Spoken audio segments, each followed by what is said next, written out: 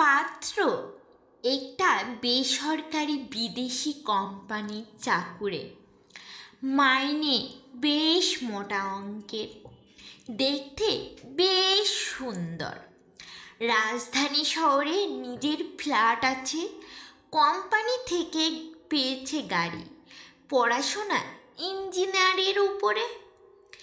এটুকু জেনেই আমার বাবা মা সন্তুষ্ট তো, তারা নিজেরাই তো রাজি বটে, আমাকে রাজি করানোর জন্য চলছে তোড়জোড়।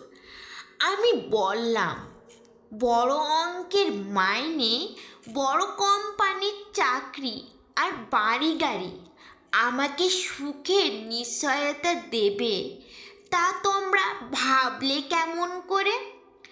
মা চোখ রাঙিয়ে বলে উঠল, চাকরির দোষে প্রাপ্যতার যুগে কেউ এমন সোনার হরিণের মতো পাত্র পেলে হাতছাড়া করে? লোভে ন যায় চৈত্র ফিলের শাড়ি কিংবা খেতে পাওয়া প্রসাদ। জীবন সঙ্গী তো বা সুযোগ বুঝে লোভে নেওয়ার জিনিস না। এই কথাগুলো শুনে তারা আরও রেগে গেল। আমি নিঃশব্দে চলে গেলাম ছাদে। ভাবতে লাগলাম, যে আমার জীবন সঙ্গী হবে সে আমার সহযোদ্ধাও তো হতে পারবে।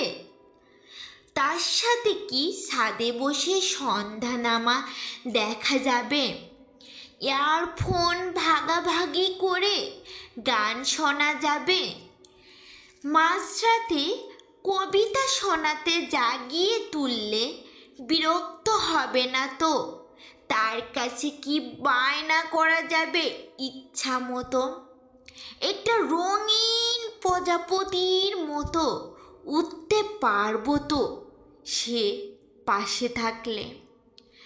কারোর হাত ধরার আগে কত কিছু ভাবি আমি, আর কত কিছু ভাবতে হয়। পেটে অন্ন জোগানোর কথাও ভাবি নিশ্চয়। কারোর হাত ধরে তো আর গাছতলায় থাকবো না। এসব গল্প সিনেমাতেই মানায় বরং।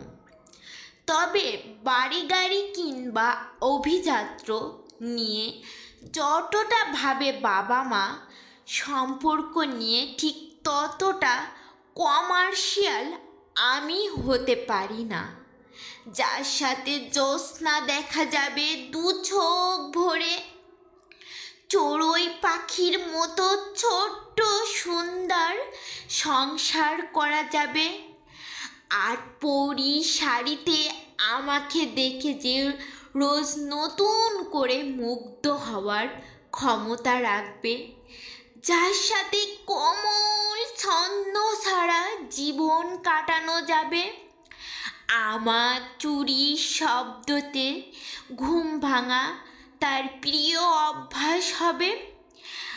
আমার তাকেই চাই, আবার তাকেই চাই যে আমার কাজল ফুরিয়ে যাওয়ার খোঁজ রাখবে, আমার মন খারাপের কারণ জানবে, আমার আনকরা হাতের রান্না খেয়ে সে কোনো অভিযোগ করবে না, যার সাথে হাঁটা যাবে 7 জন্মের সুদীর্ঘ পথ, যার চোখের দিকে তাকালে আমার সংসারে বসন্ত নেমে আসবে। যখন তখন যাকে ভালোবাসি বলার প্রয়োজনই হবে না।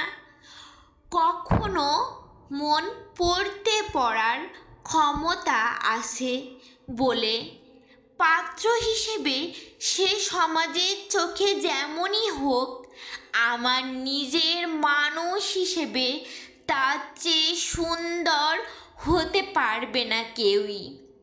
জীবন সংসারে কঠিন পথ পাড়ি দেওয়ার জন্য একটা নিজের মানুষই তো লাগে, শুধু তাই না?